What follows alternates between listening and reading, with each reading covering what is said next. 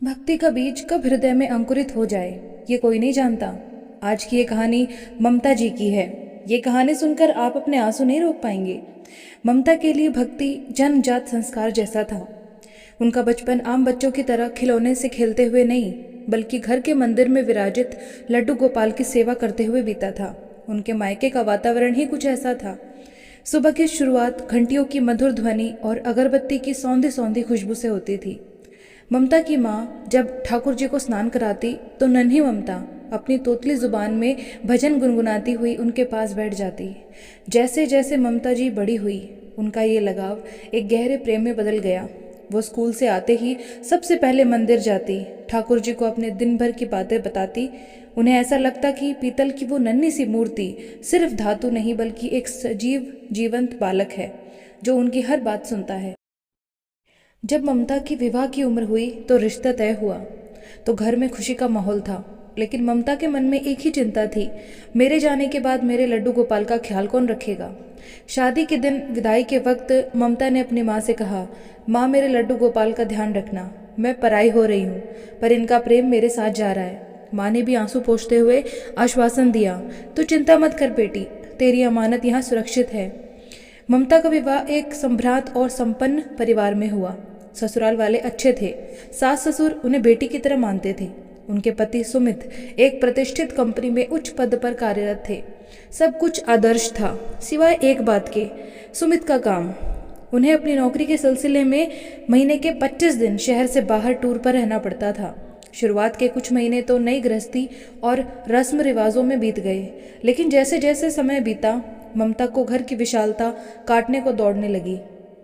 ससुर जी अपनी दुकान पर चले जाते, सासू माँ अपने सत्संग और घर के कामों में व्यस्त रहती। ममता अब घर में बिल्कुल अकेली रह जाती।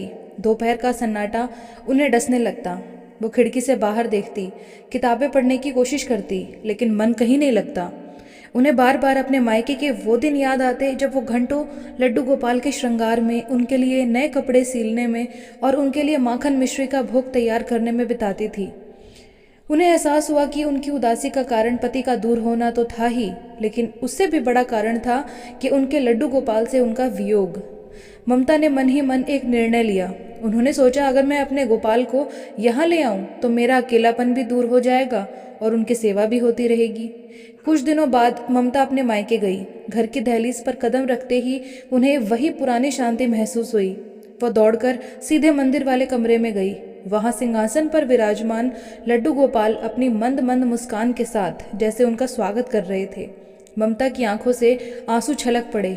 उन्होंने मूर्ति को अपने सीले से लगा लिया और सिसकते हुए बोली, तुम्हें मेरी याद नहीं आई लल्ला? मैं तो तुम्हारे बिना बिल्कुल अकेली हो गई थी। शाम को जब ममता अपनी माँ के पास बैठी तो उन्होंने अपने दिल की बात कह दी। माँ, मैं गोपाल को अपने साथ ससुराल ले जाना चाहती हूँ। माँ के हाथ रुक गए। उन्होंने गंभीरता से ममता की ओर देखा। बेटी, ये इतना आसान नहीं है। मायके और ससुराल में फ़र्क होता है। यहाँ हमारा अपना नियम है और वहाँ उनके अपने तौर तरीके हैं। क्या तेरे ससुराल वाले इसे स्वीकार करेंगे? सेवा में कोई भी चूक ठाकुर जी को कष्ट दे सकती है। ममता ने जिद पकड़ ली। माँ, मैं सब संभाल लूँगी। वहाँ मैं दिन भर अकेली रहती हूँ, मुझे बहुत खालीपन लगता है। अगर गोपाल मेरे साथ रहेंगे तो मेरा मन भी लगा रहेगा और मैं पूरी निष्ठा से इनकी सेवा भी करूँगी। प्लीज़ माँ, मुझे मना मत करो। बेटी की आंखों में वो तड़प देखकर माँ का दिल पसीज गया। उन्होंने भारी मन से अनुमति दे दी, लेकिन एक चेतावनी भी दी। देख ममता, तू इन्हें ले तो जा रही है, लेकिन याद रखना, ठाकुर जी को घर में रखना मतलब एक जीवित बालक को पालना है। अगर वहाँ किसी को आपत्ति हुई तो इसका परिणाम अच्छा नहीं होगा। ममता ने उत्साह में माँ की चेतावनी को गंभीरता से नहीं लिया। उन्होंने खुशी खुशी लड्डू गोपाल का सामान बांधा, उनके छोटे छोटे कपड़े, मुकुट, बांसुरी और उनका छोटा सा एक पलंग।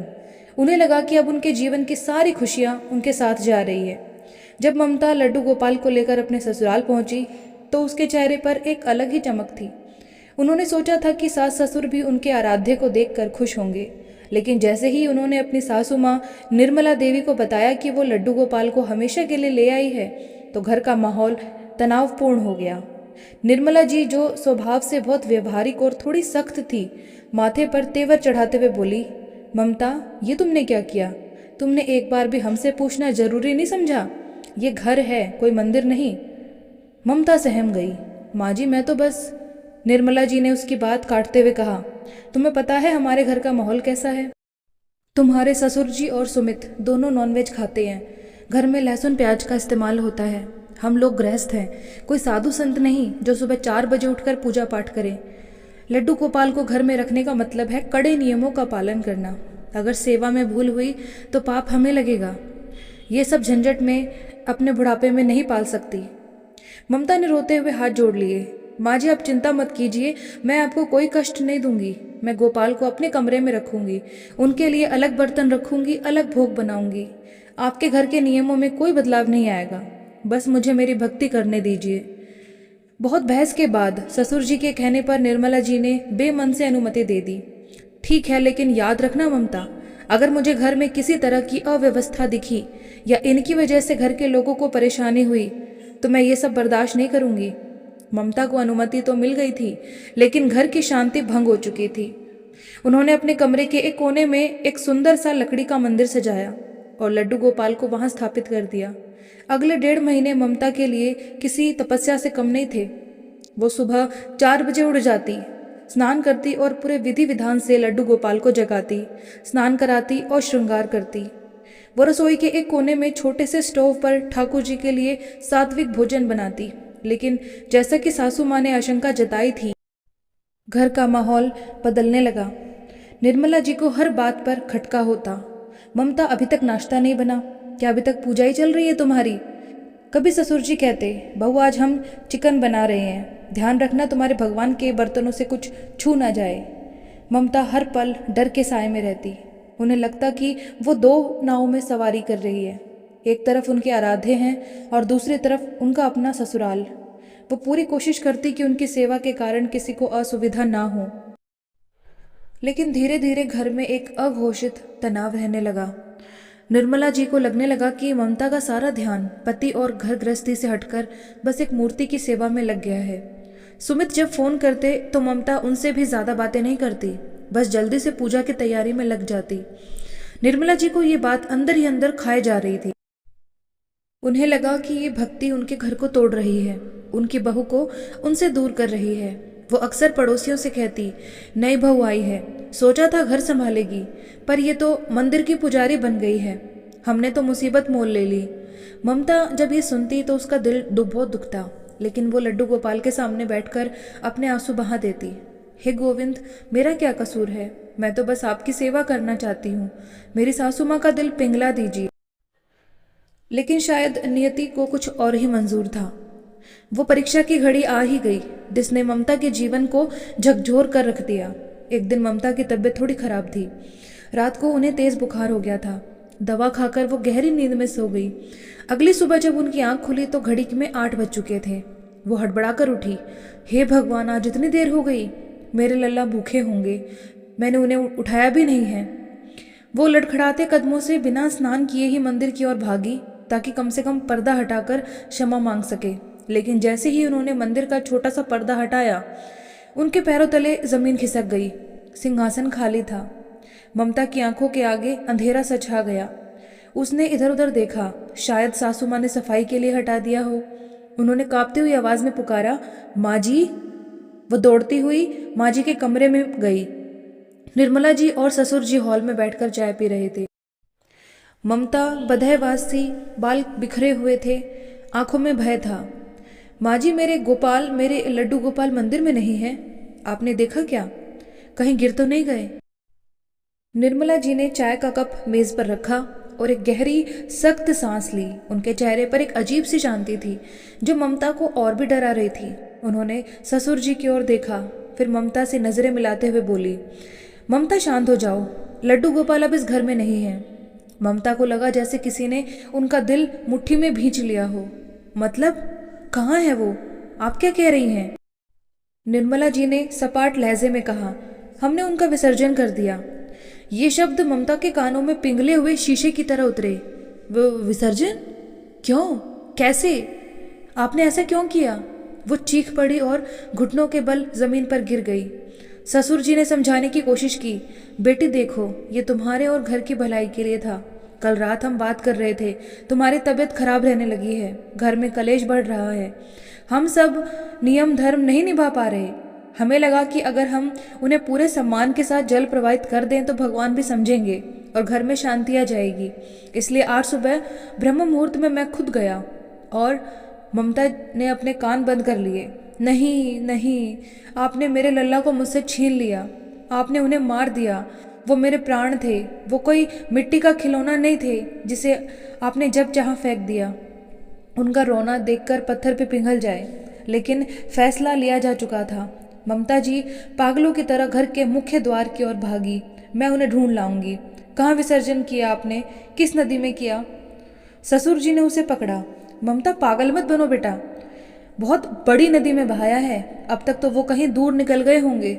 जो हुआ उसे स्वीकार करो। वो तो बस एक मूर्ति थी, भगवान तो मन में होते हैं। लेकिन ममता के लिए वो बस एक मूर्ति नहीं थी, वो उनका बेटा, उनका सखा, उनका सब कुछ था। उस दिन ममता के अंदर कुछ मर गया था। उन्होंने खुद को अपने कमरे में बंद कर लिया। उन्होंने खाना छोड़ दिया, किसी से बात करना छोड़ दिया।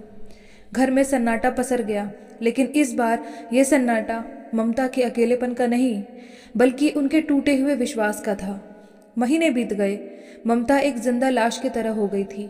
वो बस खिड़की से बाहर शून्य में ताकती रहती। सुमित भी टूर से वापस आए और उन्होंने ममता को समझाने की बहुत कोशिश की, लेकिन ममता का दुख इतना गहरा था कि किसी के शब्द वहां तक पहुंच ना पा रहे थे।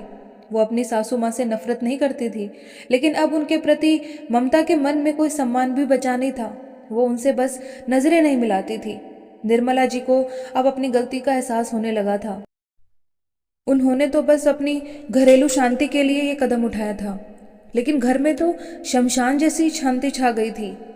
उनसे बहू का ये हाल देखा नहीं जाता था। उन्हें पछतावा हो रहा था कि शायद उन्होंने जल्दबाजी कर दी।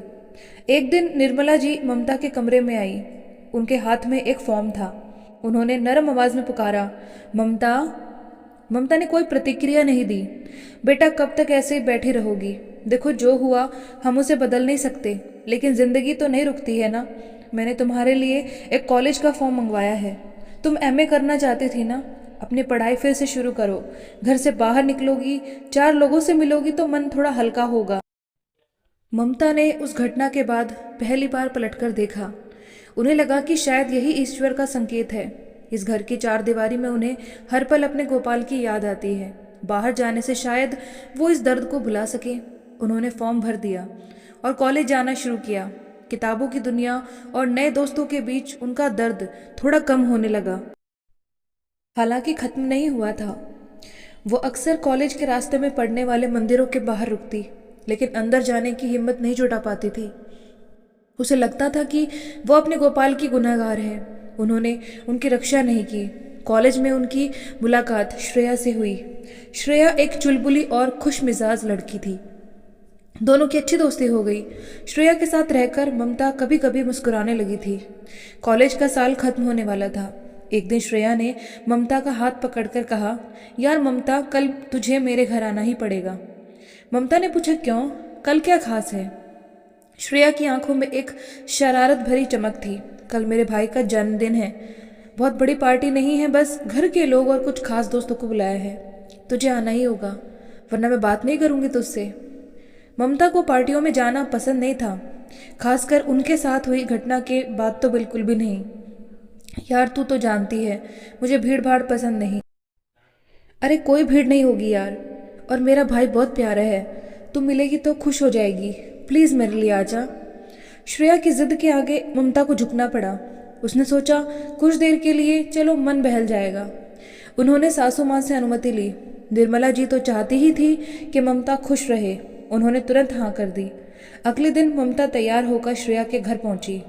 घर को बहुत खूबसूरती से गुब्बारों और फूलों से सजाया गया था। धीमी धीमी धुन बज रही थी, लेकिन अजीब बात यह थी कि कहीं कोई बर्थडे बॉय नजर नहीं आ रहा था। मेहमान आपस में बात कर रहे थे। ममता ने श्रेया को ढूंढा और पूछा, श्रेया, तेरा भाई कहाँ है और केक कब कटेगा? श्रेया मुस्कुराई, मेरा भाई सबसे खास है, वो ऐसे सबके बीच नहीं आता।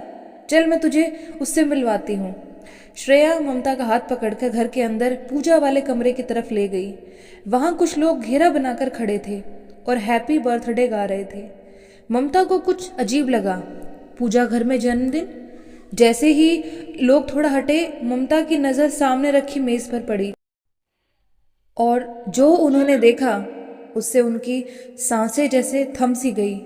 मेज़ के बीचों बीच एक बड़ा सा चॉकलेट केक रखा था और केक के ठीक पीछे एक ऊंचे मखमली सिंहासन पर भव्य फूलों के बीच जो विराजित थे वो कोई इंसान नहीं बल्कि लड्डू गोपाल थे। उनका श्रृंगार अद्भुत था। पीले रेशमी वस्त्र, मोतियों की माला और मस्तक पर चमकता हुआ मोरपंख। ममता अवाक रह गई। उनका दिल जोर जोर से धड़कने लगा। तो ये श्रेया के भाई हैं। वो मंत्रमुग्ध होकर आगे बढ़ी। जैसे जैसे वो करीब आई, उनकी नज़र ठाकुर जी के गाल पर एक छोटे से काले निशान पर पड़ी। फिर उनकी नज़र उनके बांसुरी पर गई जिसमें एक छोटा सा घुंघरू टूटा हुआ था।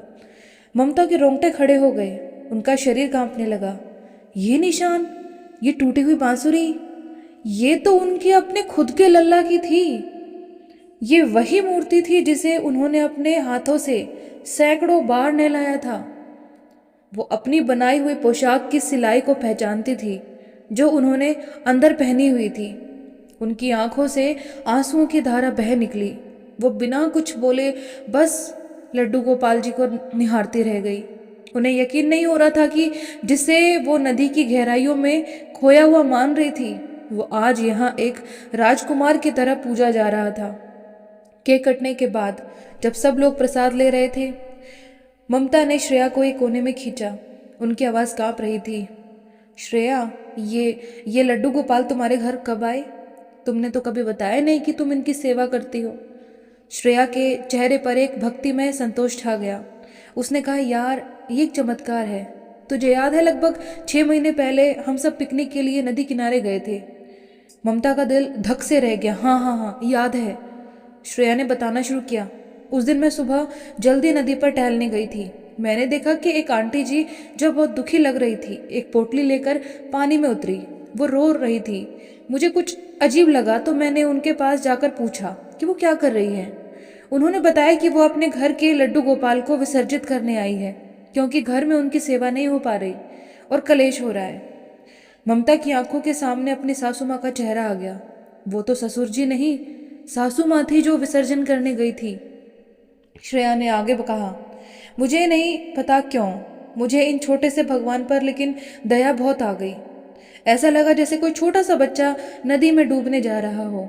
मैंने आंटी से कहा, माँ जी आप इन्हें डुबोइए मत, अगर आप नहीं रख सकती तो मुझे दे दीजिए, मैं इनकी सेवा करूँगी, इन्हें अपना भाई बनाऊँगी।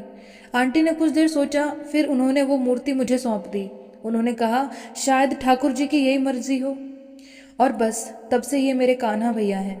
देखो आज उनका जन्मदिन है। ममता सुनती रही और उनकी आंखों से अविरल अश्रु बहते रहे। श्रेया घबरा गई। अरे तू क्यों रो रही है यार? तुझे अच्छी नहीं लगेगी मेरे भाई? ममता ने श्रेया को कसकर गले लगा लिया। नहीं पगली, ये तो खुशी के आंसू है। तेरा भाई बहुत प्यारा है, बहुत प्यारा। ममता के मन में एक द्वंद्व चल रहा था। एक पल के लिए मन किया कि चीख कर कह दे, ये तो मेरे हैं, इन्हें मुझे वापस दे दो। लेकिन फिर उन्होंने श्रेया का खिला हुआ चेहरा देखा। उन्होंने देखा कि कैसे श्रेया का पूरा परिवार लड्डू गोपाल के चारों ओर खुशी से झूम रहा था। जो सम्मान, जो प्रेम, जो उत्सव उन्हें यहाँ मिल रहा था, क्या वो उन्हें अपने ससुराल में वापस ले जाकर दे पाएंगी? वहाँ तो फिर वही कलेश, वही डर, वही छुप छुप कर सेवा करना होगा। उन्हें समझ आ गया, ये ठाकुर जी की ही लीला थी। वे ममता के प्रेम के भूखे थे, लेकिन वे ममता के घर में हो रहे कलेश का कारण भी नहीं बनना चाहते थे। इसलिए उन्होंने एक ऐसा रास्ता चुना जहां ममता की सासू माँ को भी अपराध बोध से मुक्ति मिल गई, क्योंकि उन्होंने मूर्ति को फेंका नहीं, दान दिया था। और ठाकुर जी को भी एक ऐसा घर मिल गया जहां उनका स्वागत राजा की तरह हुआ। ममता ने गहरी सांस ली और अपने आंसू पोंछ लिए। उन्होंने तय किया कि वो राज अपने सीने में ही दफन रखेंगी। अगर उन्होंने बता दिया कि ये उनके गोपाल है तो श्रेया को लगेगा कि उसने किसी की अमानत रख ली है और शायद सासू माँ की भी बदनामी होगी। ममता वापस लड्डू गोपाल के पास गई। उन्होंने हाथ जोड़कर मन ही मन उनसे बात की। हे नटखट, बड़ी अजीब लीला है तुम्हारी तो। मेरे दिल से निकलकर यहाँ बैठे, मैं रो रो कर पागल हो गई और तुम यहाँ केक काट रहे हो। पर मैं खुश हूँ, बहुत खुश हूँ। तुम जहाँ भी रहो बस खुश रहो। तुम्हारा ये राज अब हमारा राज है। उस दिन के बाद ममता का डिप्रेशन खत्म हो गया। वो अक्सर श्रेया के घर जाती, अपने लल्ला को लाड करती, उन्हें अपने हाथों से खिलाती।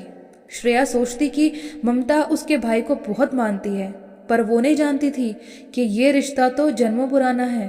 ममता ने समझ लिया था कि प्रेम का अर्थ पाना नहीं बल्कि अपने प्रिय को सुखी देखना है।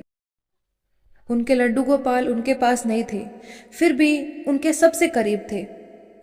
दोस्तों, आशा है आपको ये कहानी पसंद आई होगी। अगर ये वीडियो आपको पसंद आए तो इस वीडियो को लाइक और शेयर करें और मेरे चैनल को कृपया सब्सक्राइब करें। धन्यवाद।